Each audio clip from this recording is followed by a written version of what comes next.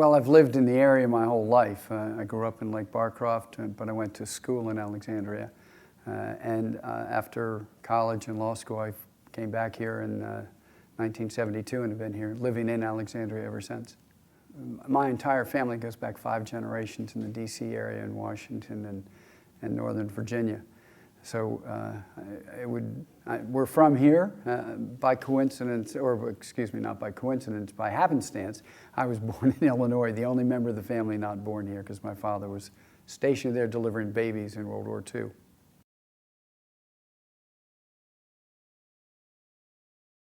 Alexandria is unique, as many people know. It's a city unto its own in a large metropolitan area.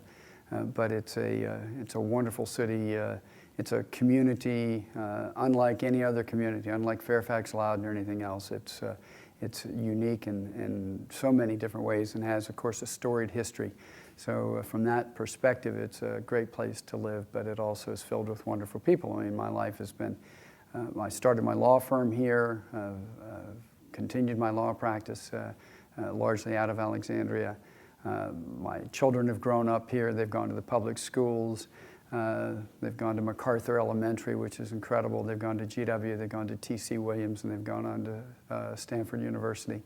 And now I'm going back through that whole routine again with a 12-year-old who just matriculated into GW from MacArthur. So I'm going through the process again.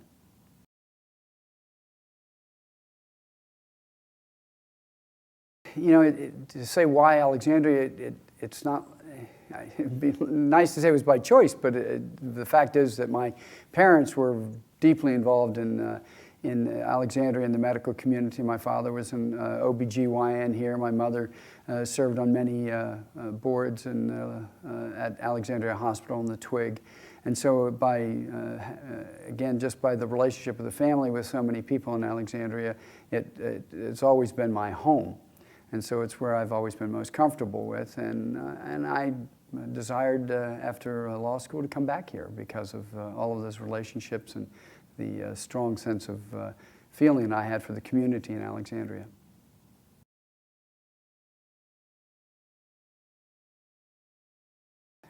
You know, because of my parents' involvement in so many ways of the community, and they were involved in their community in Lake Barcroft, where our home still remains. My mother's still living there. Their community involvement sort of inspired me, or maybe it's not even fair to say it inspired me. Maybe it was a lesson I just felt that was inculcated in me that we have a responsibility, because my siblings are all dedicated to helping their communities as well. And Alexandria was a natural one for me. My being drawn on to or placed on the Alexandria Hospital Board probably came about because my father died unexpectedly, and he was so involved there. So I was invited to begin to serving on committees, and eventually rose to being chairman of the board for 3 years there. And it was a natural fit. I do think I accomplished a lot there, but I know the reason I accomplished more than probably most could is because I came out of the medical community. So I think I had the trust of the medical staff that helped do things that we probably might not otherwise, especially being a lawyer. It's a little surprising that I could get the medical staff to rally around the board and management. But because, again, the relationships, it probably is counted as much for the success as anything else.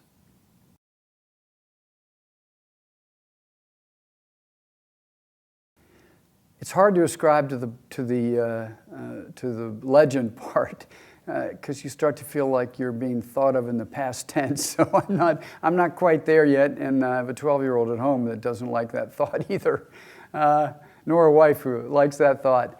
The living part I can embrace a lot, and I hope that living part is extended for many, many years and many more things that I can accomplish and do in the community. But what I see as a value to it, which I'll be honest, I didn't know a lot about it till recently, but I do know a lot of those who are past legends, and I think that they provide an incredible example to people in the community. And it's nice to learn of those, by those examples, other than at some eulogy for them.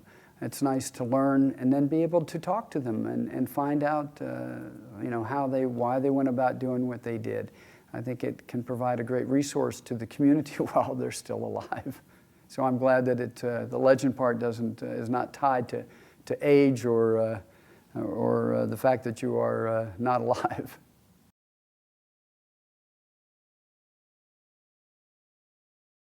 I guess what I would tell them about the living legend is something that I hadn't really thought about before, and that is how valuable a resource it is for the city. And it's a resource both for present and the future that you can actually find. One of the things in the legal profession and others, they have mentors. And that helps a lot of younger lawyers, for instance, in my profession, to give them some guidance. And quite frankly, I wish when I started my own firm after clerking for 2 federal judges, the Judges Bryans here in Alexandria, and with their encouragement, I hung out a shingle, but I didn't have the mentoring around me. It wasn't as pronounced as it is now, and it would have been nice to have somebody to ask those questions, the questions that arose in the practice and how I might want to go about it. And I think in whatever you're doing in the community, it's nice to have people who have been acknowledged for having contributed in some way and have some skills. And so the Living Legend provides that. You can go to the website, you can find out the background of people. I will tell you one of the things that I have done on both the boards that I've chaired. In that same vein, I have requested that the resumes of each one of our members, board members, be circulated to everybody else. Because when somebody speaks up, I want the people on the board to know from where they're speaking, that what experience they bring to that board, so that it's given the respect that it's probably due, and they know it's not just some whimsical comment by somebody.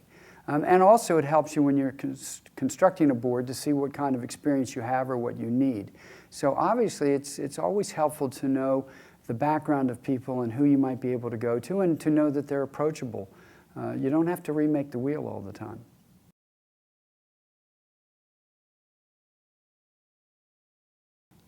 In my community service, I think that the one thing that I've always strived to do, and that is in building a board that's effective and one that's effective in working with both the administration at, like for instance, at Alexandria Hospital, or the staff at Senior Services. You want to build a board that is effective, and in my mind, the only way you can be effective is to work collaboratively to build consensus. And if anyone were to look at my own resume, I can assure you, and this is not out of some sense of modesty, those accomplishments aren't mine individually. I don't think any of those could have been accomplished without the collaboration and the relationships of the other people. I mean, everything that I've done, that to the extent anybody thinks it's an accomplishment, either at Senior Services or Alexandria or on the board or with the staff, it's all been built on the shoulders of the other people on the board, the other board members, the staff that we've worked with, the administration, and of course in my life it's built on the shoulders of both educators that I've had the privilege to be taught by, as well as friends and certainly family. I don't think anybody can really attain success without having the insights of others to work with them in a compromising way to bring about a solution. And I'm a lawyer, so I guess I was sort of drawn to problem solving. And I've learned that you don't solve a problem on your own, and you don't do that on a board. And I've been absolutely privileged with having really bright people who are on the boards that I've served on, Alexandria, Senior Services, ANOVA, and I've encouraged all of them to speak up because I think all of them have something valuable to contribute.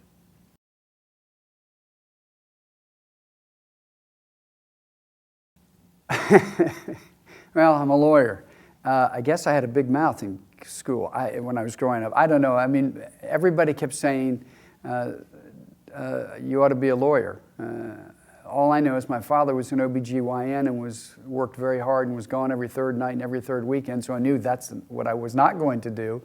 I was under the misapprehension or the misconception that lawyers don't have to put in the time, which you do have to do, so I really didn't avoid that per se. But I guess I was drawn to it because everybody said you ought to be a lawyer or a politician. I had no desire to be a politician. And have avoided that completely. But I've enjoyed the law, and I think one of the things that probably convinced me myself is that there are things you can do for the social good. Don't get me wrong, a lot of my cases are there to earn a living to support my family, but it gives you the freedom, hopefully if you're successful enough, to take on cases for what we call pro bono, or for people who have a real cause. I mean, one of my biggest cases was helping a family in a right-to-die case. The governor interfered with that decision to be made by someone who was in a persistent vegetative state. And you feel really good when you're able to accomplish a result that has lasting meaning. And so the law, has provided me that opportunity. And so it's probably what drew me to it. Ironically, I found that when I got into serving on boards and things, I enjoyed the business aspects as well. And I really enjoyed at Alexandria, for instance, turning the financials around and working with the staff there to find ways to do that. So I actually did better on my business boards than I did law boards, but I guess I was pushed in one direction by others.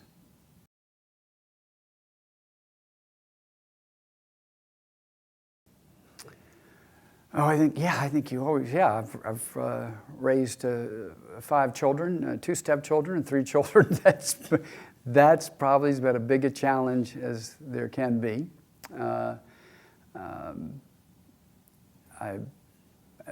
challenge I think I had to overcome was not going into medicine. I think my grandfather was the medical examiner in D.C. My father was a physician in Alexandria. My father, I think, would have loved for one of us to become a physician.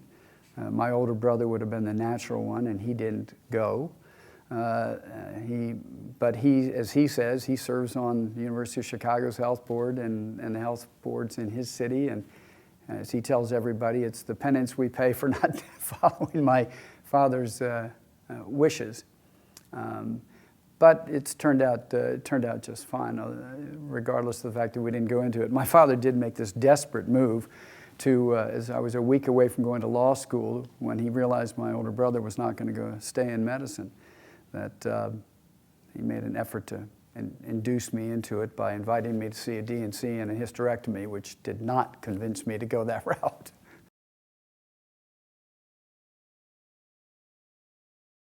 You ask how I would like to be remembered. I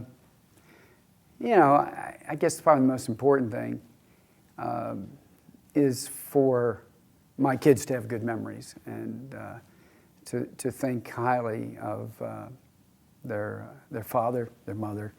But not to be superficial about it, I think of all the things I've done, I probably have enjoyed, and it was in the article, I've enjoyed coaching youth basketball. And I've really it's sort of a break from everything else. It's been a real thrill. And I hope that those children, some of whom are much older now. Matter of fact, one of the young girls that I coached her father when he was in youth basketball at MacArthur. So it's been a long road for me coaching all of my kids. And just not my kids, it's other kids. And I've really relished that. And it's something that I actually learned in coaching them that I think translated into how I did things on boards. Watching the girls who I coached last night, for instance, I've emphasized throughout the years of coaching them that it's not what you do individually, it's what you do to help your teammate. It's the success of the team comes as a team, not as one individual. And that in the early years, winning's not the important thing. It's playing the game well. And if you play the game well, you can take pride.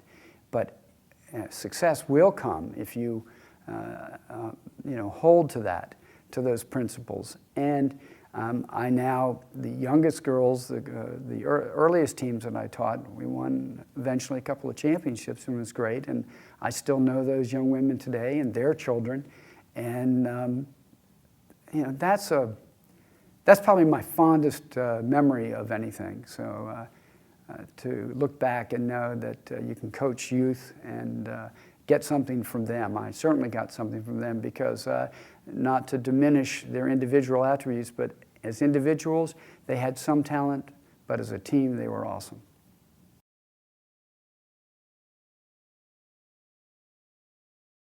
If you want to make a difference in the community, or a difference in your life, excuse me, obviously your first dedication has to be your family.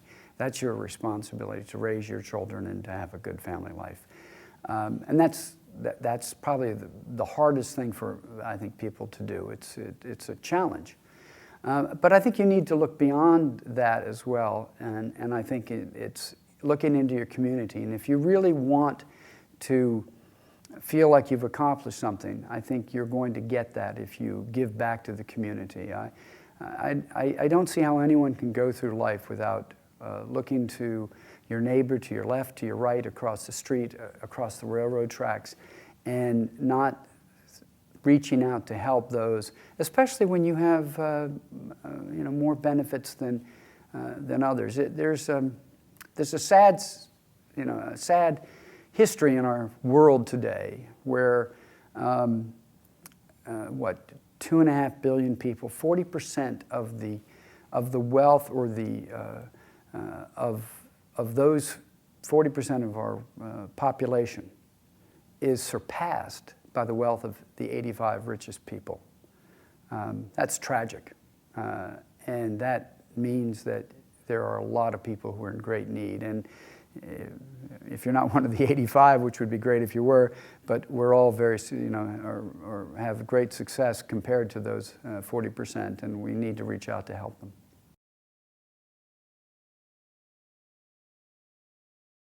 Again, it was just by chance that I was born at Scott Air Force Base outside of St. Louis, in East St. Louis. I actually worked for the congressman from there for 2 summers because he happened to be a neighbor of ours in Lake Parkcroft, so I could say I was from the district. I think I was in the district all of 7 months.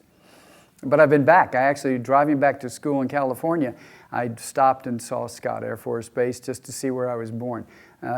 My father was stationed there for a short period of time as a medical doctor delivering babies, and so that was the only reason I was the only one born out of the D.C. area. Most of my kids and my brothers and sisters were born in Alexandria Hospital. But by coincidence, my birth certificate is signed by an Alexandria doctor who was out there at the same time and came back here to practice. So it's a bizarre irony, but it is signed by an Alexandria physician.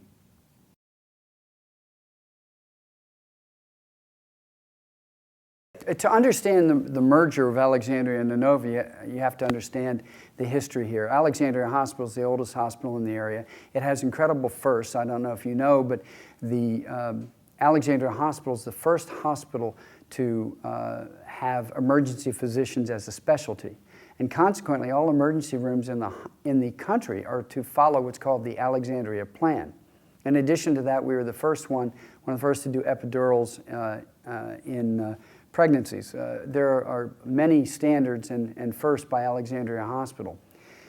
When the area started to grow, we set up Fairfax Hospital, and it was really staffed by Alexandria physicians and seated, if you will, by the medical community in Alexandria. Well, now, as you now know, Fairfax has grown to be maybe the best medical facility in the entire area, and eventually it grew into the Nenova system.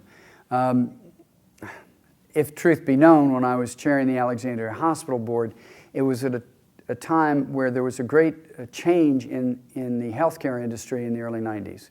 And what I sought to do was to bring us up to speed. And one of the things I did was, one, to make sure that there was a better collaboration between our medical staff and our administration and the board. And then I took groups of those around the country to places where medical facilities were already excelling. and had already made the transitions, and we could learn from it. And we came back here and we turned Alexandria around to a very profitable position very quickly. My dream, though, was to set up a competing system to Inova, to merge with Arlington Hospital and maybe pick up Prince William, Potomac, because competition is I think, breeds better changes and success, et cetera. And also, they weren't going to allow a monopoly in insurance industries and in the healthcare industry. And we came close to doing that with Arlington, but then they eventually wanted to bring in a for-profit as a partner to that, HCA, Columbia HCA, and I was totally opposed to that, and we backed out of the negotiations. And turned out Arlington went with them. That failed for them. They got in Columbia HCA got in criminal trouble. We made the right decision. We had talked to Inova before that, and after we went into this other route, and I think they saw how we turned things around in a couple of years, they came back to us. And it was a much different negotiation at that time, and we were very compatible. And being a standalone was not something that a hospital would be able to succeed as a standalone in that environment. And we worked out a wonderful arrangement with Inova, and it turned out to be very successful for us. It gave us financial resources we didn't otherwise have. We were able to assimilate into programs there. They were able to adopt programs that we were running effectively. We all seeded the boards throughout the system, and it just turned out to be a very successful collaboration or merger. I think they hesitate to call it a merger. We call it a merger. We acquired them.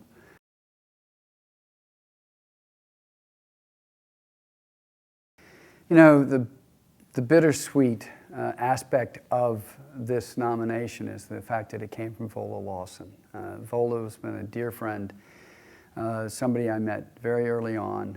Of course, watching her career. I mean, you know, as legends go, she is the iconic legend, and I don't deserve to be in the same category with her at all. But the fact that she nominated me is probably as big a compliment as I've ever had. And she's such a wonderful person, and I don't think anybody who was really wanted to accomplish something in the city in the last several decades did it without conferring with Vola. So the fact that she died recently makes this very bittersweet for me, because it's a sad recollection that she won't be there. I don't deserve to be in the same category with Vola Lawson. I mean, that's the type of person, if you want to look to as a legend, both when she was alive and now passed. So it's sad.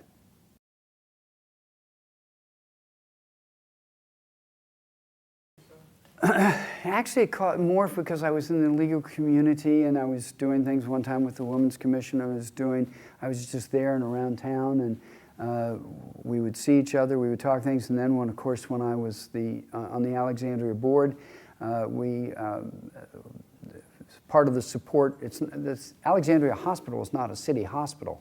We were independent, and so we had a lot of negotiations to revisit that relationship, and that meant dealing with Vola, and we worked everything out very well. Then there was a lot of competition. Before we joined Inova, they tried to compete more strongly with us by taking over another hospital and compete with the emergency medicine and where the ambulances would be taking patients, et cetera. And we were able to garner the full support of the city and the city council, and especially through the efforts of Vola. So I worked a lot with Vola during the 3 years, well, the years I was on the board and the 3 years that I chaired the board. And thereafter, when I was on the Inova board for 9, 10 years, Bill Ewell was on the board with me, and when we had things we needed to talk about in the city, Vola was our resource.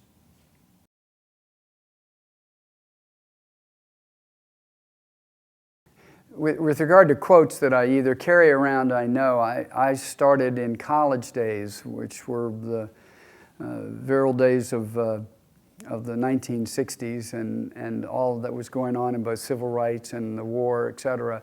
I was a great reader of editorial commentary, and I would cut out quotes and paste them on the board. I know before I got married in law school, my roommate was a more traditional person, or his mother certainly was. I think she was shocked when she came in and saw that I had the whole living room plastered with quotes, probably ones she might not have even enjoyed.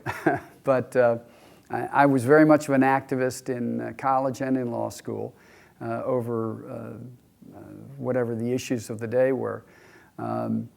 And so I started collecting quotes, and when I saw a quote that I really liked, I would cut it out and keep it somewhere, and sometimes carry it around. And quite frankly, looking at those quotes occasionally keeps me balanced and reins in my testosterone when I start to behave in an uncivil way.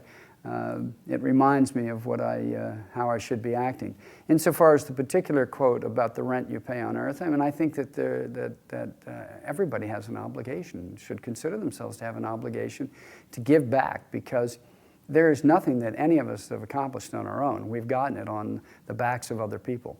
And so you really need to give back. And so to me, it's a good reminder.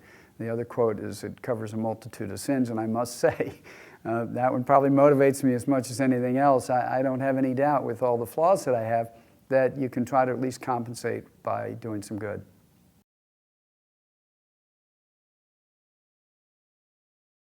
With regard to teamwork, I mean, I actually wrote down when I attended this symposium that Stanford ran on leading matters, what I felt were the principles that should guide me.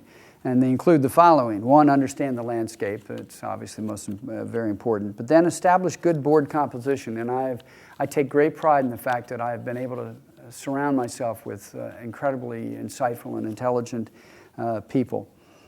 Lead by tone from the top. I think you need to set the tone. It's very important. Be proactive is to have the board work done before board meetings, and to establish a system where board meetings are just to review what your committee has done. It's really a matter of delegation, which I think is extremely important. Set an agenda. Encourage opinions laced with compromise. I invite everybody. I want everybody on the board to speak out, or on the staff. No opinion should go without being accorded respect. Manage the trickle down. That's to avoid disagreement, so it doesn't result in animosity. Create an amiable environment for the discourse. Set a high bar, but don't set one that is so low that it's easy to achieve, so you can think you're successful when you're not. Promote all opinions. Invite individual insights and perspective, but all guided to a collective decision to achieve success.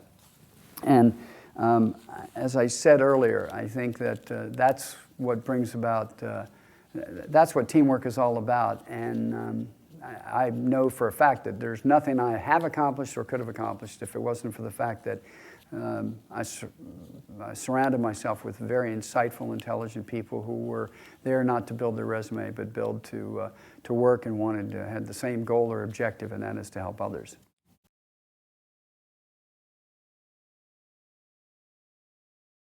One of the things that it's a truism. When I was a child, Washington, D.C. was a very small city.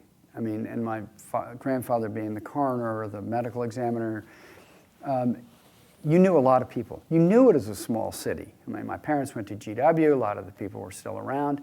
Alexandria was even smaller. D.C. is now a huge metropolitan. You don't know everybody. When I grew up in high school in Alexandria, everybody knew everybody. And it was the medical community, but there was a cross-fertilization with the legal community and other professionals and the politicians. But Alexandria, like D.C., is a huge, much bigger city today. And it's very difficult to obtain all of that information. And that's what Living Legends is providing, that opportunity to get that at that resource and see that. And I think it becomes more and more important every day the larger the city becomes. Because even in the not-for-profit world, in what we do at Senior Services with Meals on Wheels, there are other organizations that are delivering meals. One of the things that I've tried to set about doing is to work with some of these other organizations to see if we can't work more collaboratively. There's a very small, not so deep well in this city to support all of these charitable organizations. And so we need to run all of them collectively more efficiently. because there's only so many wells that you can dip into here. And so we need to look at that. And this provides the entree to finding out people in those organizations and meet with them and see if we can't make it an even better resources for the city. Your wonderful idea about this is what's gotten it started, but it's still in the incubation period. It's still been around for very short, it's a baby. And we're now all becoming aware of the fact that it exists and getting to know more and more people. So I think it's something that will grow, it should grow, and it will certainly benefit the city if it does grow. As I said, going back to mentoring, what a better resource is there than to go to there to find out if it's, whether it be the arts, whether it be law, whether it be charities, to go and find people who can help guide you. And again, establishing relationships. They may lead you to other people who are up and coming who would be complementary to whatever you're trying to do on the particular board that you may serve. But it's still a baby, and it still needs to be, the knowledge of it needs to be spread throughout the city.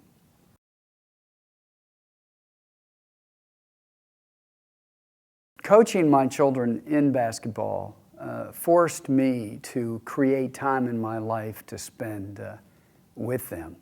So it's always something I'll always cherish, and I'm glad that I did. And it also helped me build relationships with their friends to help me actually get me to know my own children better, because I got to see what type of friends they had, how their friends saw them.